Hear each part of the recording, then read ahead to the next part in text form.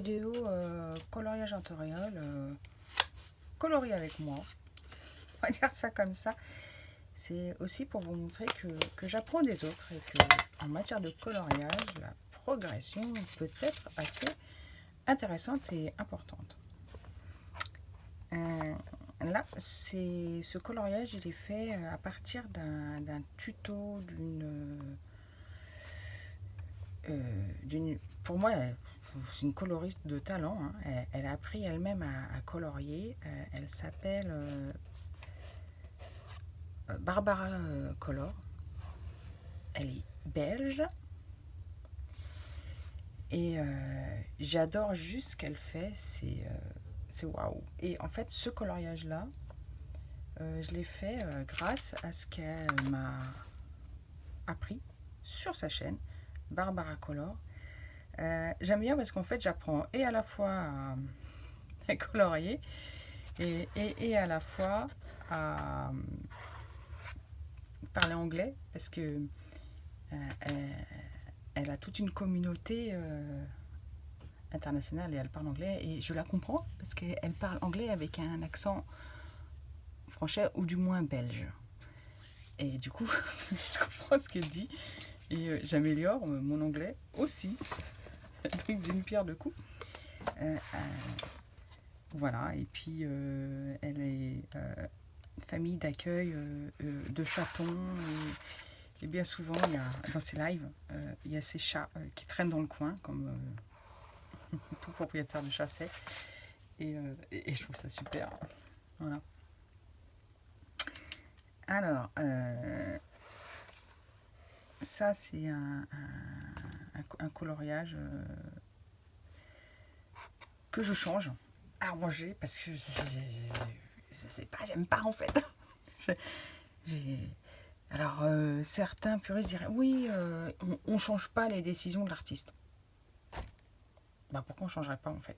Alors, parmi les choix étranges de Derwent en ce qui concerne les chromaphoes, ils ont mis un light blue et un blue.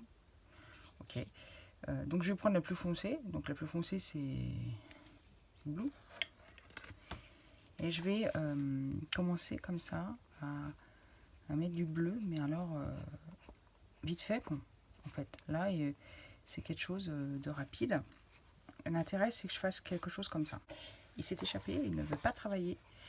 Voilà. Donc je le mets là. Et après je vais prendre le light blue. Et puis je vais mettre comme ça, mais vraiment sans appuyer. Et ça va colorier. Alors le but du jeu, c'est d'essayer d'avoir des plantes blanches. Mais il faut toujours mettre un peu de contraste. Hein. Donc il faut se débrouiller pour en mettre. Là il m'en manque, hein. J'ai pas encore mis assez de contraste tout autour. Et il va falloir que je sorte des crayons très pointus. Ceux-là je peux pas vraiment les tailler en pointe parce que c'est assez difficile de garder une mine, ils se cassent. Là, ce sont des zones où je n'ai pas blendé avec le blanc. Je n'ai pas mis de stylo gel, je n'ai pas mis de Posca. C'est juste le blanc du papier. Le but là, c'est que ça ressorte avec le fond une fois qu'il sera fait. Donc on peut garder aussi le blanc du papier. Mais là, l'intérêt, c'est que je rajoute du blanc parce que je sais que celui-là, je l'aime pas beaucoup pour ça. Mais là, c'est utile. En plus, je le passe sur les traits. Comme ça les affadit un peu. Et la plante paraîtra plus lumineuse en fait. Et il faut rajouter du contraste. Donc pour rajouter du contraste, alors j'utilise souvent le noir. La preuve, il est tout petit. Et puis le denim. Alors ils n'ont pas un indigo parce qu'il n'y a que 24 couleurs dans ce set. Mais ça suffit bien à mettre de l'ombrage. Alors du bleu, un peu noir. Et du bleu de nouveau. On laisse du blanc. Voilà, on colorie sans prétention, histoire de faire un cœur comme ça. Là, j'ai laissé une partie un peu plus blanche pour donner de la lumière. Je peux faire la même chose ici aussi. Pour l'instant, c'est pas mal. Là, ce qui manque, c'est tous les contrastes. Là, c'est en regardant ce qu'elle avait fait que j'ai réussi à faire des fleurs un peu en 3D, en fait, en faisant du contraste. Et mettre les ombres portées. Et c'est Barbara Color qui m'a appris à faire ça. En fait, je ne savais pas qu'on pouvait avoir des effets 3D en mettant des ombres portées. Alors là, il va falloir prendre un polychromos, alors plus ou moins foncé. Hein. On pourra choisir cette couleur-là, mais je peux choisir cette couleur-là. Je peux choisir un violet aussi. Ça, c'est propre à chacun en fait. Hein.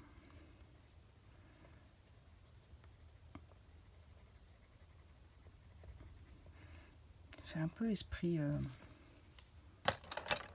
bleuet et j'aime bien.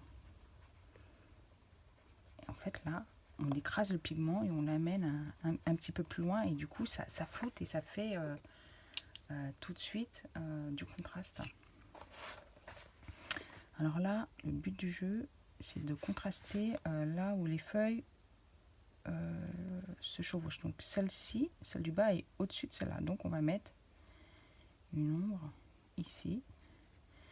Celle-ci est sur celle-là. Donc on va mettre une ombre sur celle-ci parce que l'ombre portée va sur cette plage-là. Là, je peux mettre de l'ombre parce que c'est tout le temps un peu creusé. Si vous regardez une feuille, donc il y a une ombre qui se crée parce que les feuilles s'incurvent vers le cœur de la fleur. Celle-ci est dessus celle-ci, donc on va mettre une ombre là. Celle-ci est sous celle-ci, donc on met une ombre là. Là, il y a du blanc, il n'y a pas raison. Celle-ci est au-dessus de celle-ci, donc on met une ombre là. C'est vrai qu'il y a comment dire, des artistes, des dessinateurs, des illustrateurs qui font des hachures. Je ne sais plus comment ça s'appelle, il y a un terme à ça. Et du coup, ça vous aide à porter les ombres. Et ça aussi, ça m'a beaucoup aidé. C'est parce que j'ai acheté un livre de coloriage qui est fait ainsi. Et du coup, mon œil s'habitue à voir des choses en 3D créées par du contraste. Et du coup, j'arrive aussi à faire du contraste. Voilà, il y a deux médiums, deux canaux principaux. Il y a cette fameuse Barbara Color qui m'a appris. Mais aussi parce que j'ai un livre de coloriage qui est ombré. Et du coup, ça m'aide. Alors là, il faut reprendre pour blender les couleurs. Je vais prendre le plus clair. Mais alors le bleu clair et le bleu là chez Chroma, pour moi c'est kiff kiff. Ah, elle est jolie celle-là. Donc là, je vais revenir sur celle-ci. Celle-ci. Elle est moins prononcée parce qu'il me manque les ombrages en dessous. Donc ça c'est le polychromos. Voilà. Ce sont la première gamme de crayons que j'ai acheté parce que pour moi c'est important de pouvoir acheter les crayons au détail. Et puis j'ai commencé à colorier un peu par hasard en réalisant un challenge que Anis B avait fait. Et en fait, c'était réaliser des poupettes. On était en confinement, relâché, là, on était à la maison, on avait le droit de tout faire, c'est-à-dire aller travailler, mais on n'avait pas le droit d'aller recevoir les copains le soir ou le week-end. Voilà. Très bizarre voilà, comme décision à l'époque. Mais bon. Donc on était tous trop au boulot, puis après ça, il ne se passait plus grand-chose. Hein. C'est comme ça, c'est la vie. Hein. Tout le monde était dans la même galère. Il y en a qui étaient plus ou moins en galère que d'autres. Hein. Hop. Donc là, la feuille, celle-ci elle est en dessous, donc on met une ombre là, parce qu'elle est censée faire une ombre là. Là, on est censé avoir une ombre ici. Là, c'est en dessous, donc on va plus foncer. Là aussi, là j'ai déjà mis. Là, ici. Là, ici. Ici. Là, on fonce. Là.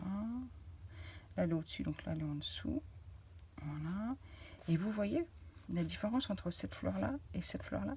Celle-ci paraît plus en 3D que celle-ci, parce que celle-ci, elle est ombrée.